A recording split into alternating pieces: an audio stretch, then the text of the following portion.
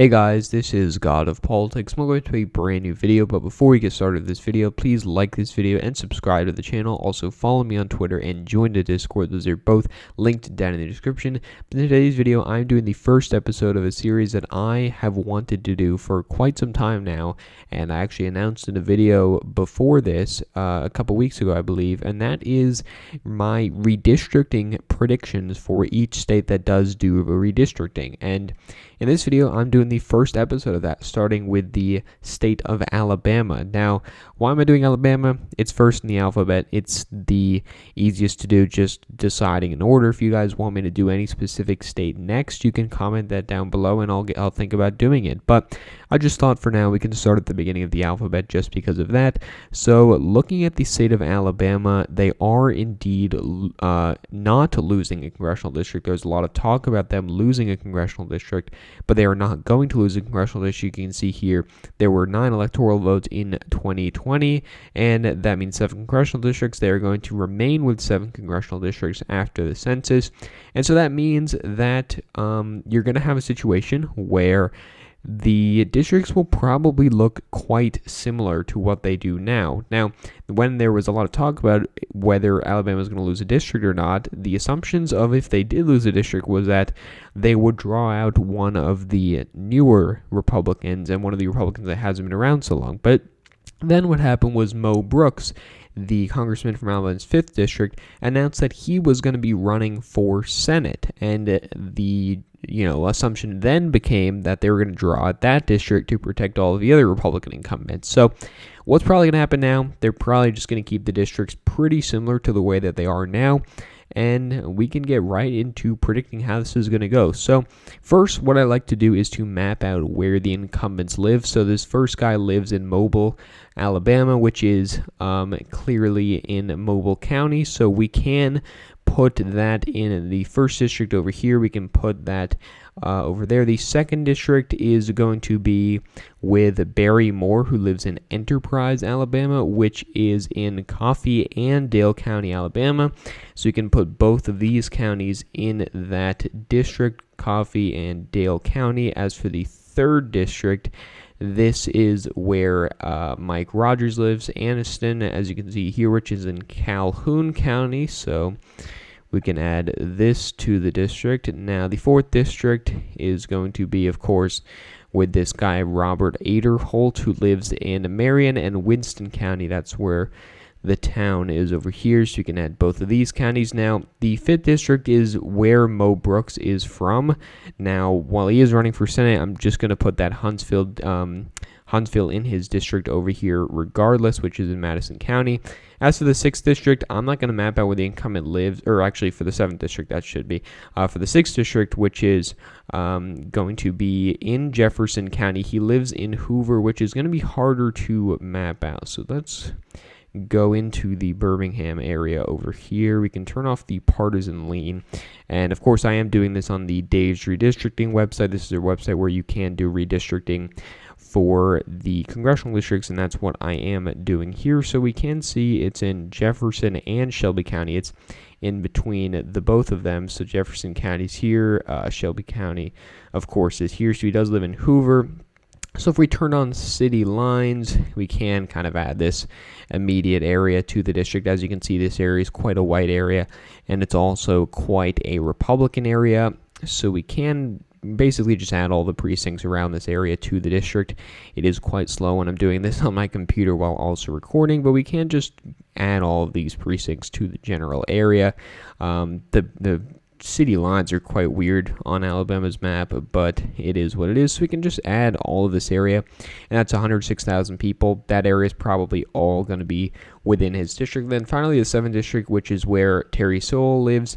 She's probably not going to have, I'm not going to map her area because Republicans aren't going to bother about protecting her district, because if she doesn't live in the district, she's not going to be able to be one of these Republican incumbents. So she'll end up running for the 7th district. She was saying that she might run for Senate, but she'll end up running for this district, so it doesn't really matter if she lives in the district. But we can basically first start out by mapping out that district anyway, because that is the majority black district that is required by the Voting Rights Act. There has been some talk that they're going to try and get a second majority black district, which is very possible in Alabama. So this current district, 63% black, and you can see here it kind of goes all the way from these majority black counties in the west part of the state all the way into Birmingham. They're probably going to do a very similar thing this time. So you can take most of the majority black precincts from the Birmingham area, just all of these areas, which are very, very heavily black, 90% in some cases, 95% in some cases as well. And that does take up a lot of population, and it also takes up a lot of the blue precincts, which will make it easier for the Republican incumbents to win in the other districts. So it'll probably take, these districts over here, and it'll stretch down to the edge of the county over here. I'm not going to do any split precincts for this just because that would probably take too long, but they will split some precincts. They probably will make it go up to this area over here.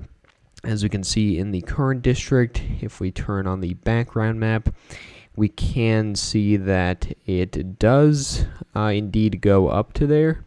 So they'll probably end up doing the same thing this time, probably take in all of these majority black precincts. And as we can see here, that is already 256,000 people, and somehow it's going to have to connect down to these majority black counties.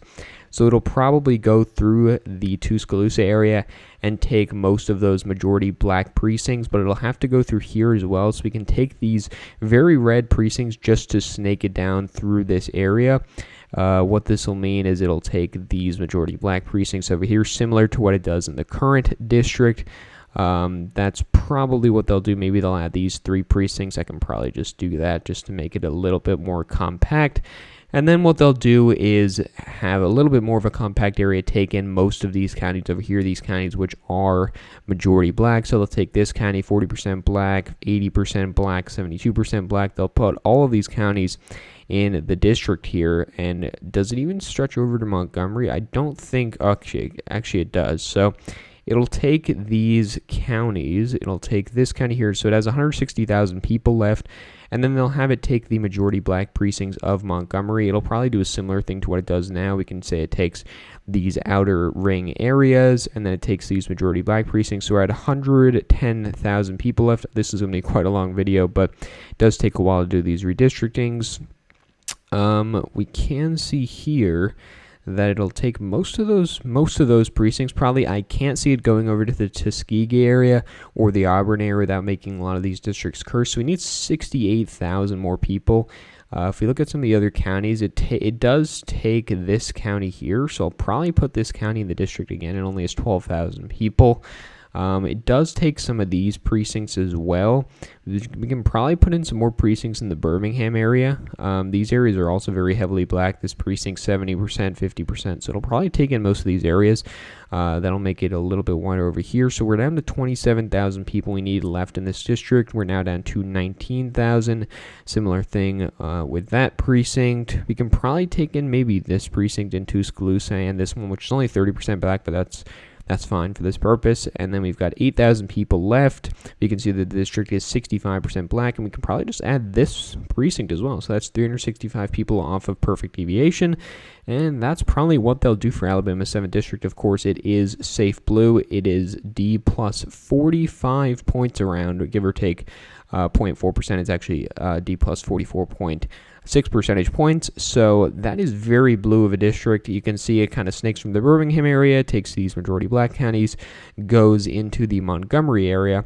And so now filling in these Republican districts, you're going to see a similar thing to the current district. As you can see here, this Huntsville district up here does just take the northern parts of the state, which actually did trend blue in 2020. You can see here, if we look at the map, these areas did trend blue at least those 2 big counties. If we look at the income in these counties, it actually generally is much higher than the rest of the state comparatively. It's not high compared to many other regions of the country, but in Alabama, it is generally quite high. And if we also look at the education demographics of this county, it's also quite high up here. So I do think that it does make sense for them to keep these counties together, despite the fact that Mo Brooks is no longer running. It's not going to be in real danger of flipping, even if it does trend blue a little bit. So that's really not something that they're going to have to worry about too much. So they're probably going to add, as you can see right now, it does go up to that county. So it makes sense for them to probably do that again. We need 40,000 more people. Maybe it just stretches into that county below it, I suppose. Right now, that all of that county is in the district. Maybe if they do this, probably end up splitting up this county, to be honest. Yeah, they'll probably end up doing that. Let's see what happens if we add these precincts over here. So we're now at 32,000, 29,000, 27,000. So it'll probably take some of these precincts, which it's still, these are blue precincts. If you turn on the partisan lean, these are blue precincts over here. But it's not going to matter that much because the district's safe anyway. Down to 4,000. Actually, so that's over a little bit. So you can take these precincts out. Kind of very cursed precincts, but that's 2,000 people. So for the purposes of this, I'm probably just going to add, we can probably... Actually, I might actually split up this precinct just to add these areas over here. So if we do put these areas in the district just to make that look a little bit cleaner, just because this precinct is a very weird shape. So we put those precincts in the district. We can exit out of this. We're going to have to fix that. So if we go over here, put this block into the district. Actually, there's a couple of them over here. So we add all of these over here, and then that's one of the few precincts I'm going to split for this map. They'll end up splitting more than this, but this is just to show roughly what they may do. So we still need 2,000 people for this district, so they'll probably add part of this district just for a compactness, at least a little bit. They'll probably add, I guess they can just add this part of the district, this part of the precinct, I should say. So they'll add this part. We're down about 1,000. So you can put these parts of the district down 600, down 500, down 200, down 100, and then that's probably about good there. That's probably, actually we have to add this little tiny block here to the district, and then that's probably what they'll do for the 5th district. It's R plus about roughly, 30 percentage points or 28 percentage points or so, roughly around that area. So not going to flip anytime soon, but a very solid district for the Republicans. And it's quite similar to the current district, as we can see here. It is very, very similar. Now, as for the next district I'm going to do, which is probably going to be the 4th district, I'm actually not 100% sure what they'll do around the Birmingham area again. This district's definitely going to take these counties over here. These counties in the northwestern portion. It'll probably take the rest of Tuscaloosa County. It'll take the areas up here. So now we're at 256,000 people left, and it'll probably go up into these counties here again. We only need 160,000 more, so maybe it goes like that. And then we're probably going to have to split up that county, which is not ideal, but that's probably what they may end up doing because it is quite similar to the current district, or maybe they don't have it take all of this county. Maybe they split up this county, so they could put, this district in it, and then this county in it, take this county out. They could have something like that, maybe. That would probably be good for incumbents. And that's only plus 13,000, so you could probably take some precincts out around the Birmingham area.